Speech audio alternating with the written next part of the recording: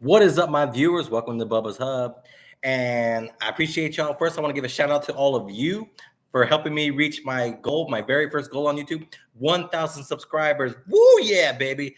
That's what I'm talking about. Once again, I appreciate y'all showing me some love. And I cannot wait to start buying better equipment to make better content for y'all. For this one, we're going to keep it simple, okay? For those of y'all who like to go out and play bang bangs and all that good stuff, you don't want that issue of when it's just giving you a hard time. So what do you gotta do? You gotta make sure that baby's nice and clean for you. So what I like to do is not just a simple wipe down. And what I mean by simple wipe down, I don't mean just get some stuff and clean on the inside. No, you got to keep that baby nice and clean. So when I say nice and clean, you got to get up all up in there. So the best way to do that, you got to take it apart. So as you can see right here, nothing's in there. Magazine is out. Now we got to go ahead and get in there and get nice and dirty. So nothing in there. But this is one thing I hate about Glock is you got to obviously take that out real quick. And then, go ahead and just want to pop that in real quick and then just going to do a little, yeah. There we go. This dang flashlight's in the way. All right. And she pop right. Ooh, this is going to make me a liar.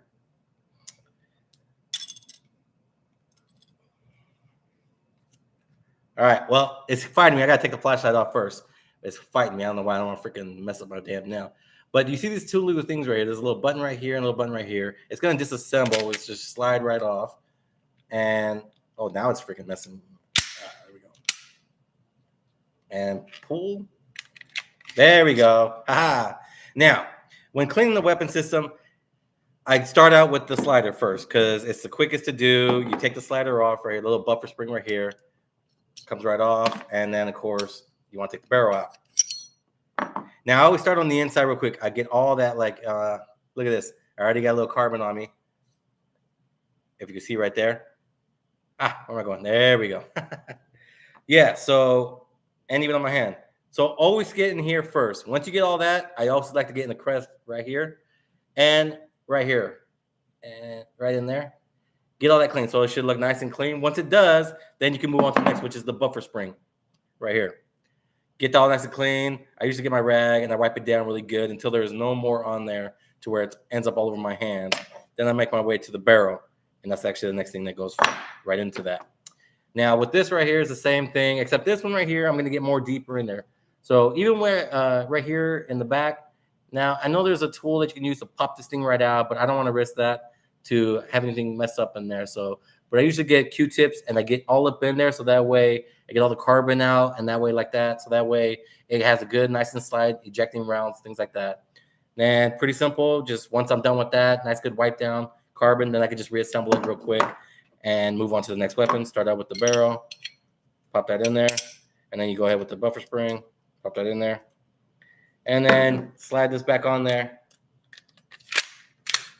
And you're done. Then you can move on to the next, whether it's this pistol, which will pretty much be the same thing. You're going to take out the magazine. You're going to go ahead and drop so there's nothing in here. But you're going to go ahead and pull these things out. And you're going to slide it off. And it's going to be the same features all over again. You're just going to go ahead and get up there to clean the weapon. Now, rifles is a lot different because there's a lot more pieces to it. So, and what I mean by that, let's get that out of there real quick. All right. So rifles. You got a lower, you got an upper, and then you got the weapon system on the springs on the inside. So let's go and just take this open real quick so you can see what I'm talking about. Pull a little spring, and it's going to come apart. Ooh, look at that. Now, simple pull right here. You're going to pull the slide out. There we go. Now, I like to start with the upper and then the lower. But obviously, springs get dirty too. So I use this as a great tool. Because you can actually just pop the string real out real quick, and it's going to actually help you get it out faster without it shooting out all crazy. Yeah, look at that. See? And it didn't shoot all over the place. And you want to get on the inside as well, up here. Because it gets full of dust, especially if you're shooting out in desert landscapes, wherever you're at, laying on the ground, standing, dust storms blowing, whatever. Trigger assemblies. You definitely need to get over there. So what I usually do is I just pop that safety off real quick, and then I go ahead and get all up in there with a Q-tip. You will be surprised how much dust comes out of that, especially carbon. And once you're done with that, you can close up, put the safety back on. Once you're done with that and you're done with the top, especially the start chamber, then you can go ahead and move on to the actual bolt, which I'm not going to take apart because it actually has a lot of pieces to do so. I like to start with this because it takes the longest. Everything else won't take that long, but this takes the longest because I get all up in there. I disassemble all the pieces inside. I don't go as far as disassembling the actual bolt itself, but I do get in there. Once it's all back, I make sure it's all nice and clean. I'll go ahead and reassemble it. And it should have a nice little noise when it's nice and clean and not filled with carbon. So that way you have a nice, good range day. And definitely make sure your spring is oiled up as well, because if it's not oiled up, you're going to actually hear it as you charge the handle. Get in there. That shows that there's too much dust in this, carbon in this. Oh, it's upside. Believe it or not, this is actually upside down. There we go. There we go. Let's see. There we go. Now it's in there. Okay. Once I have that, what I have to do, let's just say this is all done, I get this in first. So it's already in there. Some people have them both connected when they put it together, but it just gives it a hassle. Once it's in there, I make sure that's open like that. Put it right in there, and I'll slide them down together like so. And then I'll just reclose it. Now let's just say this is what it sounds like without, I haven't cleaned it yet, but this is what it sounds like. You can kind of hear the rust, the little carbon on the spring. You can hear there's probably a little dust in there from the last time I took it to the range. So I am going to actually clean this off camera, of course, because that takes about half hour to an hour to clean, because you want to get all up in there and wipe down everything, including the outside, the exterior of the weapon. So that way, when you go to the range, you can have a nice, good little day. And then you should have no problems. You should have no weapon jams. If you have any kind of weapon jams, things like that, it could just because the weapon system has just built up too much carbon in it. So if you're at the range, a simple rag and a wipe down, and you should be able to continue on and put some ammo down range and have a good time. But other than that, I like to keep it all nice and clean so I can do a lot more than just having to take time out, stop, clean. No, that just takes too long. So a simple rag, Q-tips, oil, what are they called? The bore stakes. That's what goes through the barrels, and you want to get the gunk out of the barrel as well. And then that way, just out, no problem. But yes, definitely take care of your babies. If you take care of them, you keep them nice and clean, then you'll be good as well. So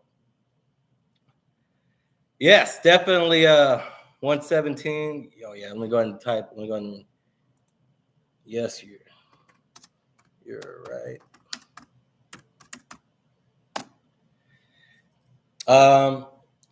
With sights as well, like I like to keep mine nice and clean, because that way if they're full of junk like scratches, dirt, mud, carbon, fingerprints all over, it's going to kind of affect it as well.